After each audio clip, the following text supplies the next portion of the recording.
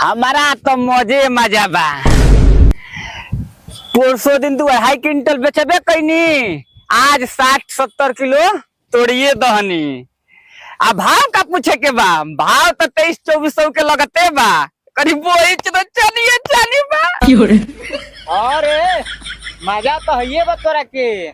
साला जब हम खाद मार के अपन खेत पटवतनी तब तू अपन मुही काट के नेनुआ में क देतले। तोर नेनुआ एकदम गजगजा के फर जाता, साला हमर लतारा फरते नहीं खे। तो तोरा क्या लगता? रोज सुबह सांझ आदमी आवे न करे के देखभाल न करे न, लइका नियर पोसे न लइका नियर आदमी। हम तो सुतल रहतनी घरवा, खेती कर देले वाले हे जा रहबे मेहरारू के जरी घर बरबे कानून। साला हम मेहरारू का सुततनी, हम विटामिनो मारतनी तो तू कल खत मार के मुही काट लेतले। हमर मैं विटामिन तोरा खेत में चल जाता है। हमें सब्जी देख के तेरा आंख में गड़तिया कैले वाले कानून। हम कितना महंगा महंगा हाइब्रिड का बिया लिया होता नहीं रे, 1,000 का लिक्विड लिया के मारत नहीं, तब ना सब्जियां लौकतिया। वही तो ढेर सेवा करतले, लिक्विड मारतले, दवाई मारतले। हम कहीं खेता में नोचे आई ना लिया मतलब हेती दाना वाला खाद है तो छिड़काव करत तो करे हो जाई।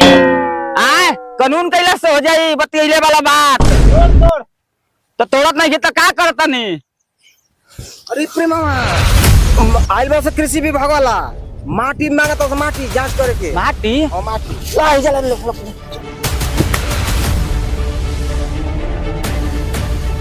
इस साला दोनों भव पगला गेल हो सका। सब्जी आ बेच के माटी लेके दौड़ल गई न सन, जना तई मोटिए में मिला के दवैया मारत न सन। साला हमहू आज पता लगा के रहो हम मारत। मैडम जी हमने को सुबह से लगभग कहाँ घूमने बनिया। सर जी अब अगला कौन काम एंट्री करे के बा? बक्सर जी अब हम कहीं ना जाए। ठीक है मैडम जी। कृषि विभाग में नौकरी करे लायक नहीं खे, दौड़ धूप ज्यादा बा, दौड़ धूप के हिसाब से सैलरी मिलत नहीं खे। अरे मैडम जी नौकरी कर ली, कृषि विभाग का अच्छा नौकरी है, आगे चल के सरकार सैलरी बढ़ाई ना, चिंता क्या की लेवानी। पा लगो मैडम जी। प्रणाम प्रणाम। पा लगो सर जी। अरे नमस्कार नमस्कार, का हाल चल बा हो? ठीक है सर जी। अरे तार खेती का हाल चल बा? खेती सर जी एकदम लकलकात हरियाली छैले ह, कुल ठीक ठाक चला था ना? एकदम हेते हेते नेनुआ निकलत ह। अरे भैया मिट्टी खातिर भेजा नहीं है ना? आइल प्रेमा ले दे। अरे साला इस सब्जी का नाम बा यानी खाली हो बेचत न सन, मटिया लिया के बेचत न सन। सिंपल पास जना तक कराओ तो रुको हमहू करा। बढ़िया ले चेक कर लेम सर जी, का कोनो नया सुविधा आइल बा का? हाँ हो नया सुविधा बताबे ना चेक करतनी।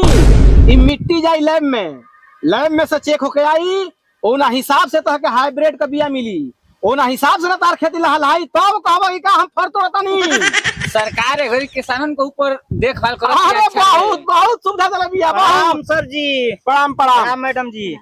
अरे का भाव लागे तो मटिया हटा का घुरमती बैठल हो मत एकदम ही सनक गिल बका। अरे कहाँ मिट्टी का भाव लगाता का होता?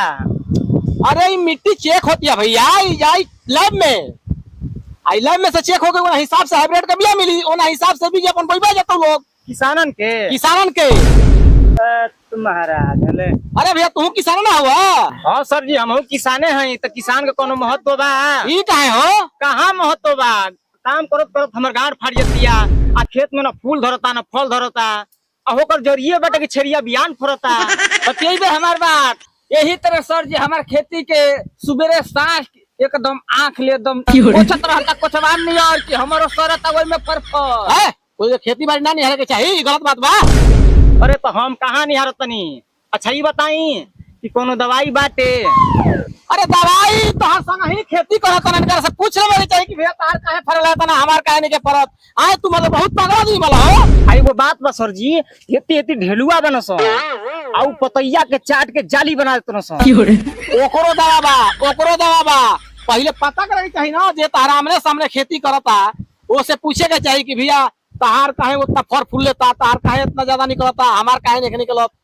ई पता करे पता किला ना, ई त नहीं पता के उचित हम बता देती कि कृषि विभाग ले लिया है सर जी। हम हमारे के देना हाइब्रिड का बिया, हाइब्रिड का लिक्विड, मैच दवाई बीरो मैच देवे ना। हाँ ई सही बात बा।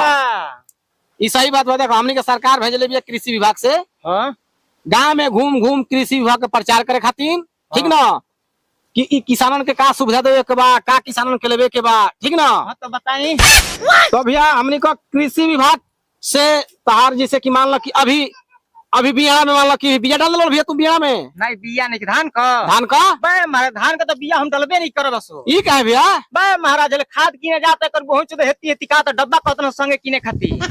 ऊ भैया हमने का सुविधा ना है, ऊ प्राइवेट सुविधा होई, चूंकि ऊ पीछे खातिर करत हुई अपन काम, ठीक बा। नहीं तो सरकार के जब इतने चिंता बा किसानन के तो अरे 2 बोरा ले तनी तो फ्री दे देवे के चाहिए। ऊ प्राइवेट सुविधा है, ठीक बा भैया। हाई कृषि विभाग का हमनी का है यार। अच्छा चली सुनाई अवरी। कृषि विभाग में मान लो कि भैया तार नैनो लिक्विड बा।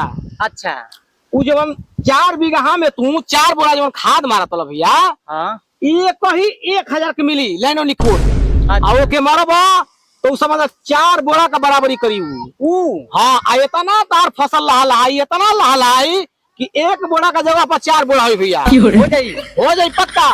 इहे ना देंगे भैया भैया के हम। हाँ ये दवाइया देना अच्छा काटी ना उतना उतना और गिराई ना। अरे भैया तू चिंता मत कर, पहले तू कृषि विभाग का दवा लेके देखा, खाद लेके देखा, लिक्विड लेके देखा, ताकि बेनिफिट नहीं तो फिर कही ओहू में और सुविधा। हाँ बोली। 100 में आधा का माफो बा माफ बा। जैसे मान लो कि चना हो गई, अच्छा मार्केट में हाइब्रिड का चना का बिया मान लो कि 100 रुपए केजी बा, कृषि विभाग 30 रुपए केजी ना देता रुकी है।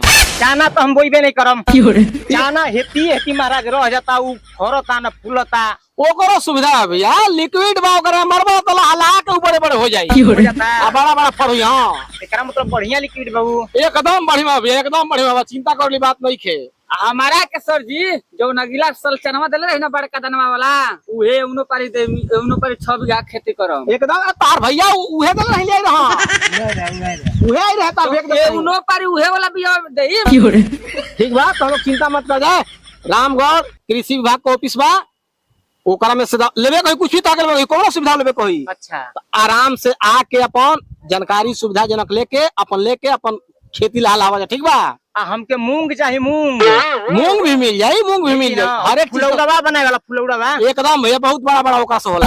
अच्छा उहे चाहत रहे। ए भाई प्रेम हमनी के चलत जाब के ऑफिस में बैठी मैडम जी की सर नहीं मैडम जी रे, मैडम जी हम तो ज्यादा फील्ड करी ना, मैडम जी रे। हाँ चले मैडम जी हमनी का चला चला ठीक बाटे हमनी तो बाबा जी